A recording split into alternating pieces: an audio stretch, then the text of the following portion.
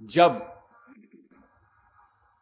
बाली मरा था तो तारा उसकी पत्नी रो रही थी। उस समय राम ने कहा, तुम क्यों रो रही हो? अगर शरीर के लिए रो रही हो तो बाली का शरीर वहां पे पड़ा। अगर आत्मा के लिए रो रही हो तो आत्मा तो मरती ही नहीं है, उसकी मृत्यु हुई ही नहीं, तुम रो क्यों रही हो? लेकिन इसलिए रोते हैं ना, क्योंकि हम अपने को शरीर मानते हैं और दूसरे को भी शरीर मानते हैं, इसलिए दूसरे के मरने पर दुख होता। यानी हम लोग चारवाक से भी नीचे आ गए। चारवाक इस चक्कर में नहीं पड़ा। चारवाक ने कहा, भाई शरीर के बाहर कहीं भी आसक्ति मत करो। अगर करोगे कहीं भी, वो वस्तु या व्यक्ति के वियोग में तुमको दुख होगा। तो दुख ही होने की प्लानिंग क्यों करते हो? तुम अपने को अपने शरीर तक केंद्रित रखो और शरीर के माध्यम से तुम सुखी बनो। ये चारवाक की फिलॉसफी।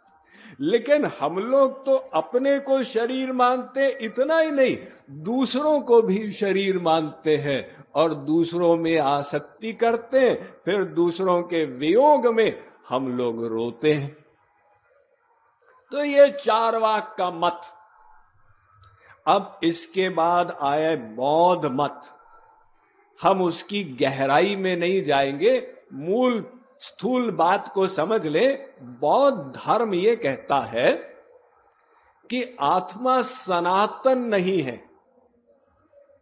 वो शरीर के साथ जन्म लेती है, फिर मरती है, फिर जन्म लेती है, फिर मरती है, लेकिन किसी विचित्र तरीके से पूर्व संस्कार चलते जाते हैं। ये बौद्ध धर्म का मत। इसके बाद आया जैन दर्शन। जैन दर्शन ने बौद्ध दर्शन का समर्थन नहीं किया। भगवान महावीर ने, उन्होंने कहा नहीं, ये बात गलत। आत्मा नित्य तत्व है, सनातन तत्व है। किंतु जैन दर्शन ने कहा कि आत्मा शरीर के आकार की है, यानी जितना बड़ा शरीर उतनी बड़ी आत्मा।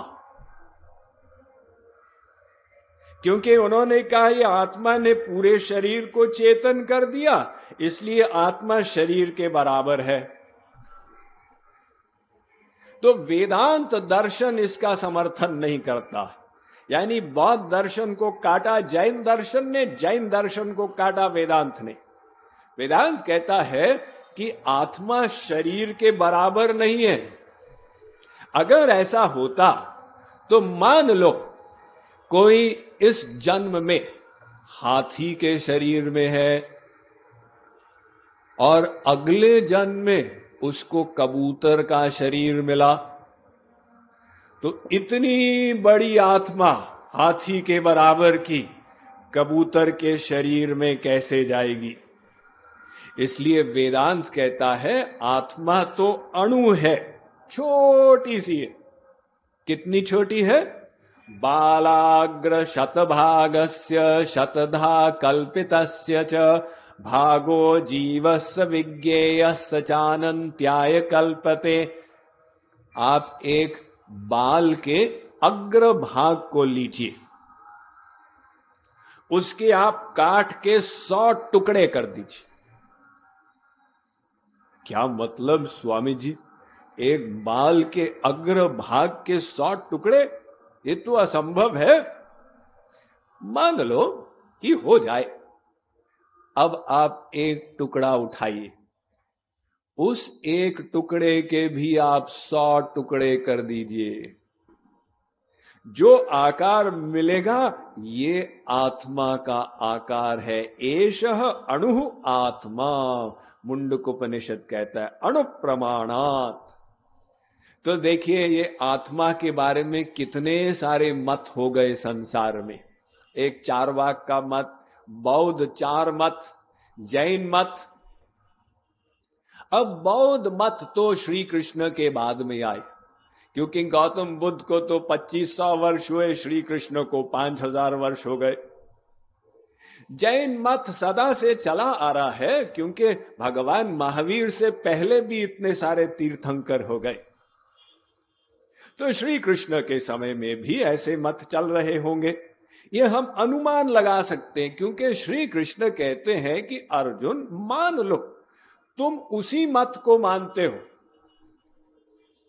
कि वो आत्मा सनातन नहीं है, वो जन्म लेती है फिर मरती है, फिर जन्म लेती है फिर मरती है, तो भी तुमको शोक नहीं करना चाहिए।